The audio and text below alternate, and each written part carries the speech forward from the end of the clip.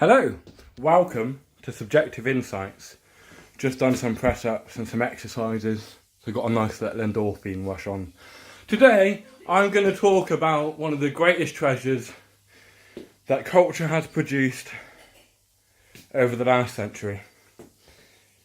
And it comes from a group you may not think it should come from, but it does.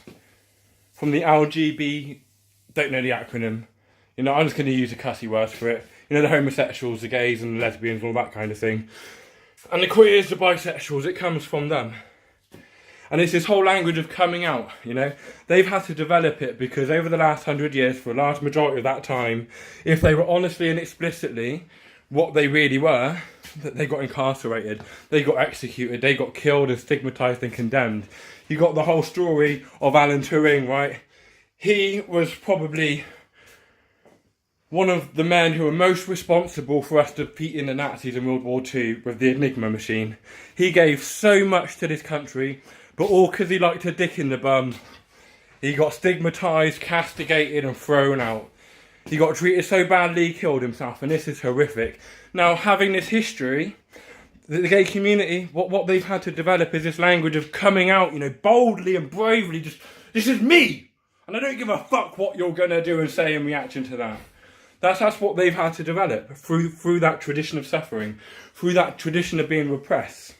I mean, you can say, I was watching or listening to this podcast, and there's a stereotypical gay, all flamboyant and dancing and all kind of out there. I have a lot of the traits of a typical gay. I have had a dick in my ass. I've given it a go. I've tried to see if I would enjoy that. I don't. I don't find men attractive, but that doesn't mean that men aren't attractive.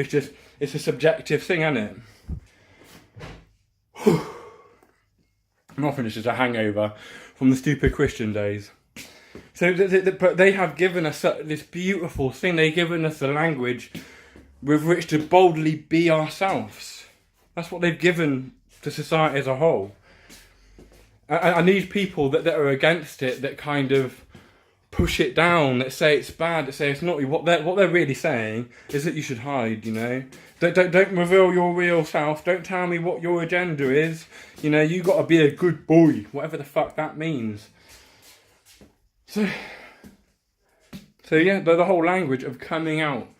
That's beautiful, That's got to beat pretty much. That's got to beat the computer, in my opinion, in terms of how it can bring people happiness. The advice is just be who you are. Don't look outside of yourself for a standard to try and meet, because really what that is, and this again comes out of the gay crowd, they're always talking about being worthy and dignity and pride and stuff like that, and it's like having pride in who you are, And I was watching, I said it in a previous video, I was watching Bohemian Rhapsody, and you see what Freddie has there is he knows that his voice is fucking good, he knows what he's got. And because he sees it and he sees it's awesome and he has pride in that, it gives him the confidence to go out. And I guarantee you, if you bravely come out and you look at yourself, just from yourself, and you think to yourself, I've got to enjoy being me. I've got to enjoy myself, right? Fuck everybody else, fuck what they think. And if you get to that point where you do actually enjoy being you, where you love yourself, then you're invulnerable, you're invincible, mate. Nothing can touch you. But until then, you're going to constantly get into squabbles and fights and arguments, because what people are doing that you're getting into squabbles and fights with, they're just expressing to you what you're saying to yourself in your nut. And it's only, when your nut says it, you don't argue with it, do you? You just say like, oh yeah, shit, I don't deserve all this, that and the other. But when other people express it, you're like, no, what? That's not true, mate. Fuck off. And again, that realisation is something that the gay community had developed. They've had to develop it. They've had to go inside in order to get that love. And of course, yeah, there's people talking about how there's lots of psychological illness within the gay community. And they try and pin that down to what they like doing with their penises and vaginas and anuses. But it's got nothing to do with that at all. Most psychological trauma occurs as a result of, like, say, primary caregivers or people that we respect turning around to us and saying, "You're shit, mate. You should be ashamed of yourself." So it all comes from that. It's like you have a lot of people. They don't like show off. They will put them down. They will they will just despise it, and it's really quite sick because what the showing off is childlike, is innocent and it's pure.